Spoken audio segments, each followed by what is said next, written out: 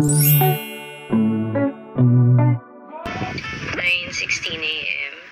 2 hours ago, tumawag na sa amin yung result na positive na nga.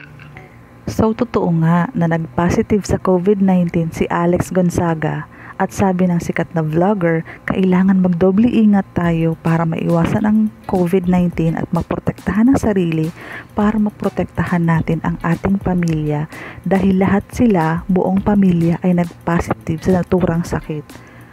At pati din si Mikey.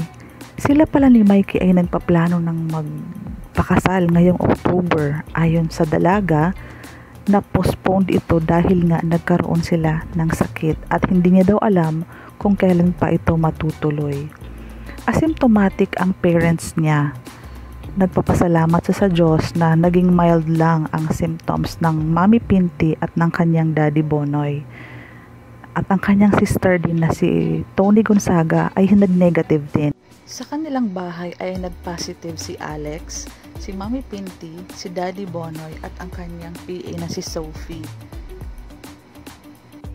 Inabot sila ng 3 weeks na naka-quarantine, nagpahinga, kumain ng maayos kahit wala silang panlasa, nilabanan nila ang COVID at ito ang gustong i-impart sa atin ni Alex Gonzaga na kahit sino ang magkaroon ng ganitong sakit ay kaya nilang malampasan ito.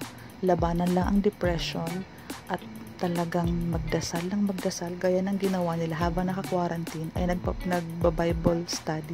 Ayon kay Alex, ginawa niya ang vlog para magbigay ng inspiration at awareness na din na maging maingat tayo na ingatan ang sarili para maingatan ang pamilya at makapagbigay ng positive feeling doon sa mga nakakaranas ng ganitong sakit na may pag-asa at gagaling talaga. Nagpapasalamat si Alex sa Diyos na lahat sila ay gumaling at nakasurvive sa nasabing sakit. Hindi daw biro na magkaroon ng COVID. Kaya ganun na lamang ang pagpapasalamat ni Alex sa Diyos na sila ay nakasurvive.